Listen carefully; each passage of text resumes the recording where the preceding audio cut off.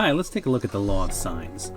So the law of sines for any triangle tells us that if we take the length of a side and divide it by the sine of the angle across from it, that's going to be the same for all three sides of the triangle. So if we take A and divide it by the sine of the angle across from it, that's going to be the same as B divided by the sine of the angle across from it, which is going to be the same as C divided by the sine of the angle across from it.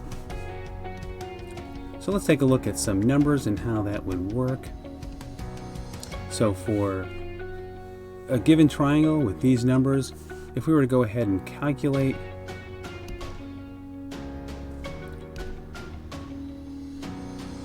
and take the numbers, the sides, and divide by the sine of the angle across from it, you can see that we get the same value for each. So how are we going to use that? So we're going to use the law of sines.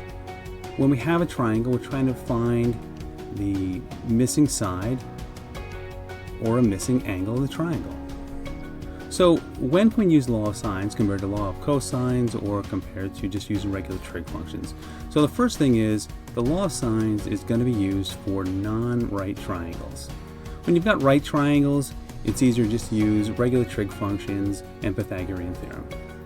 So now let's take a look. When we're comparing two of these ratios, right, we've got two sides and two angles. So in order to use it, we need three of those pieces of information in order to use it and be able to solve for the other one.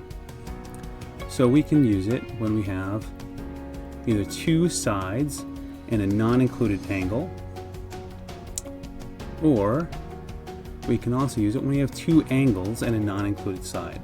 So let's take a look at this a little more and we'll do some examples of this as well. In this problem we have two angles and a non-included side, so we can use law of sines. So notice I've written the law of sines. I haven't written out three parts. Whenever we're solving problems, we're only going to use two parts. We're going to take a side divided by the sine of the angle across from it is equal to another side divided by the sine of the angle across from that one. So setting up this problem, x divided by the sine of 40, that's the angle across from it, equals 15 divided by the sine of the angle across from 15, which is 65. So now we've got to solve for x. When we have two fractions set equal to each other, we can cross multiply. So we're going to get x times the sine of 65 equals 15 times the sine of 40. To get x by itself, we can divide by the sine of 65.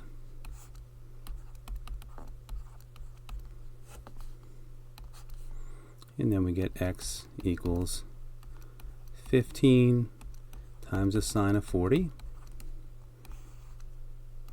over the sine of 65. We can punch the sine of 60 and 65 into a calculator. Sine of 40 is 0.6428 with a little bit of rounding.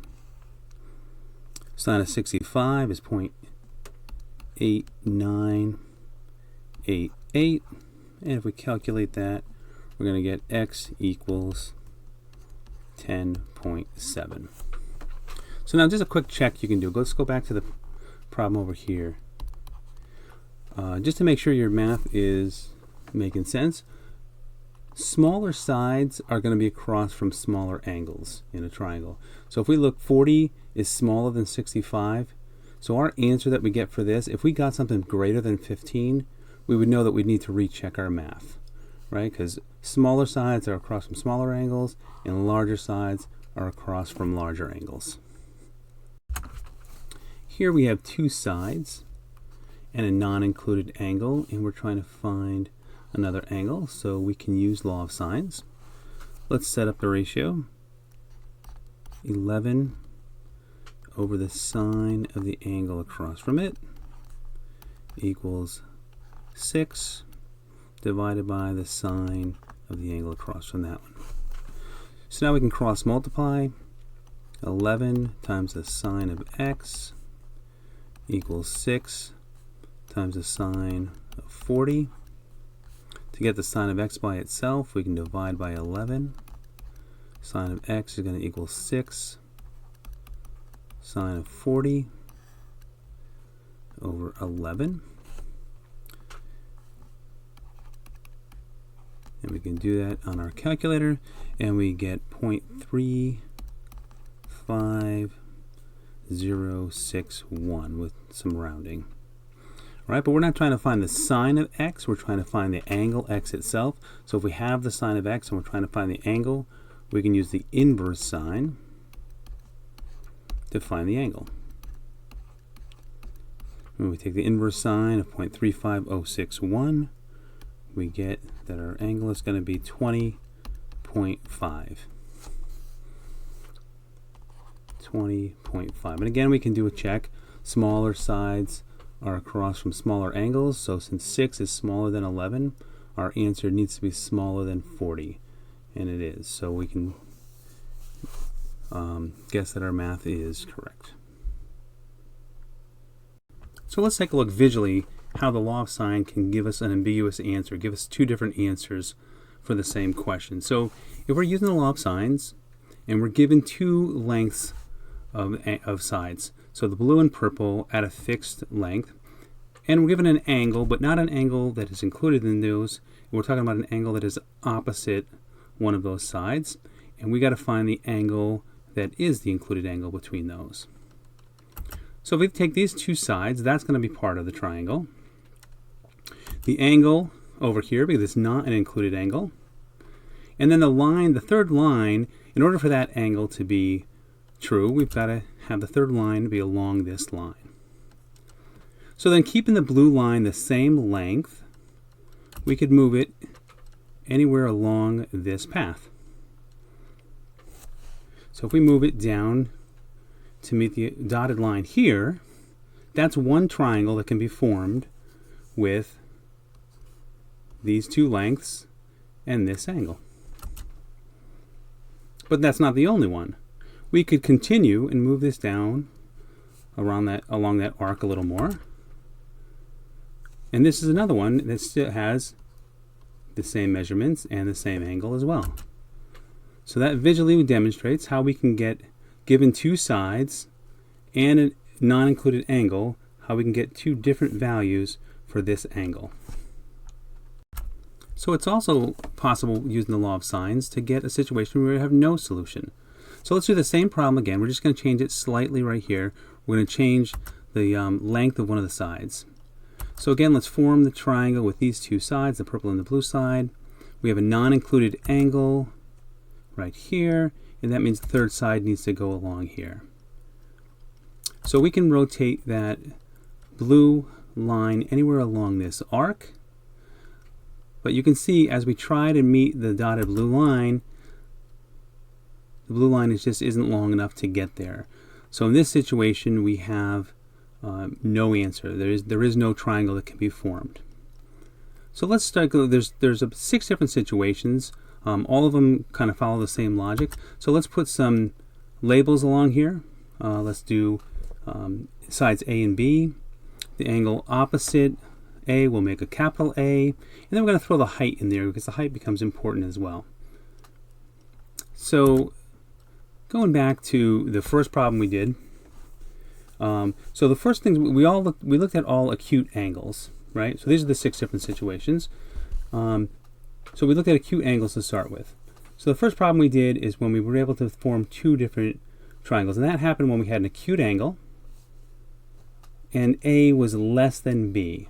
So if A is less than B, then we hit the dotted blue line in 2 different places and we got 2 triangles. But if A was actually longer than B, we wouldn't have hit 2 before we got over here, right? We wouldn't have hit the blue line twice. So this only forms 1. So if we have an acute angle and A is greater than B, then we only have 1 such triangle.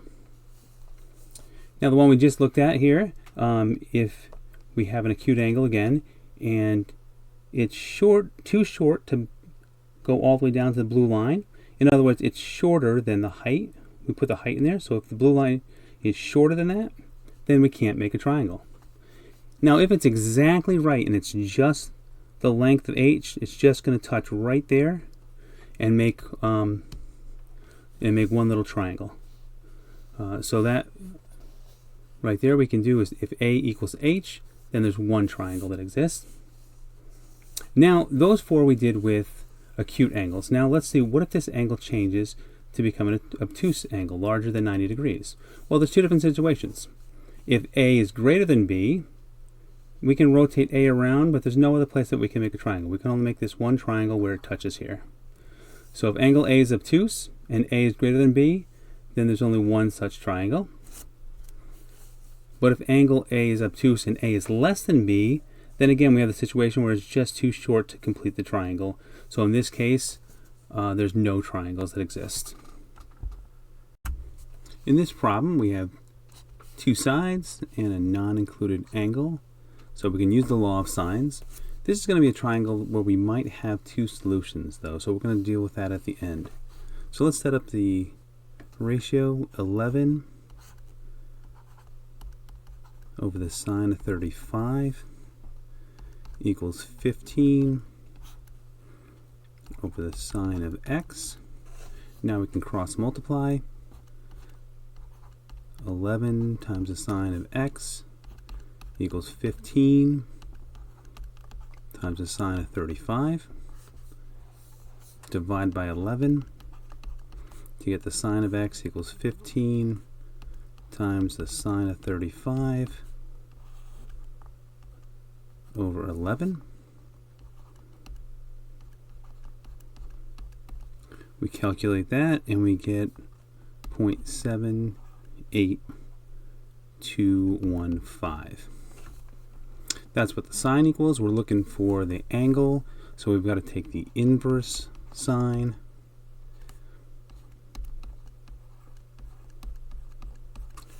And we get that the angle is approximately 51.5. Now, there's another possibility. If you put into a calculator the inverse sine of 0.78215, you get 51.5.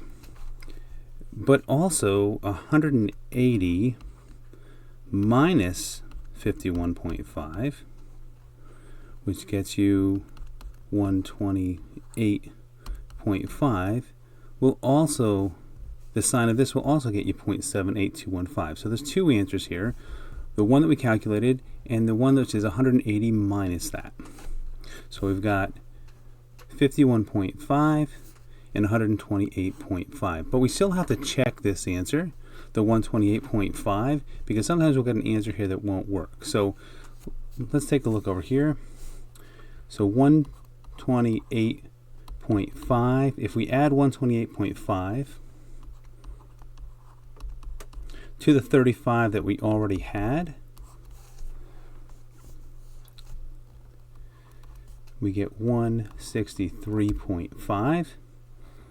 And then we can calculate the last angle because they're going to add up to 180, and we get 16.5.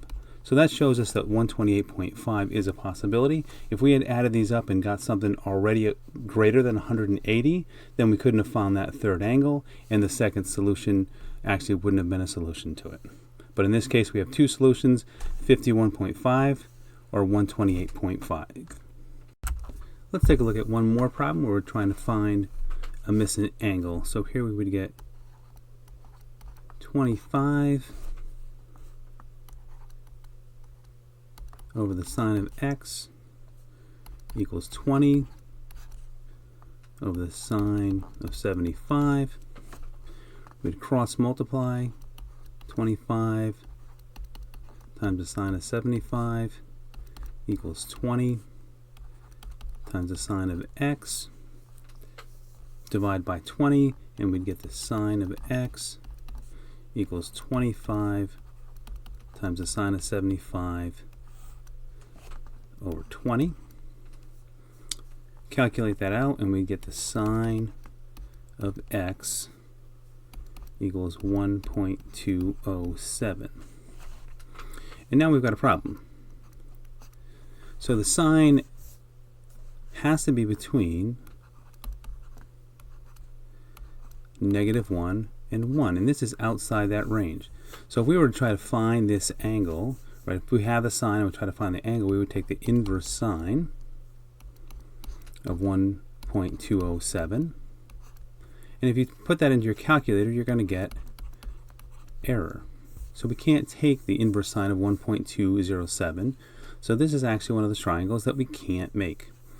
So here our answer would be that for all these given values, no such triangle exists. There's no solution. Thanks for watching. If you haven't subscribed yet, you can do so right over there. And if you like what you see and you want to watch more, I've got another suggestion for you right over here. Thanks for watching.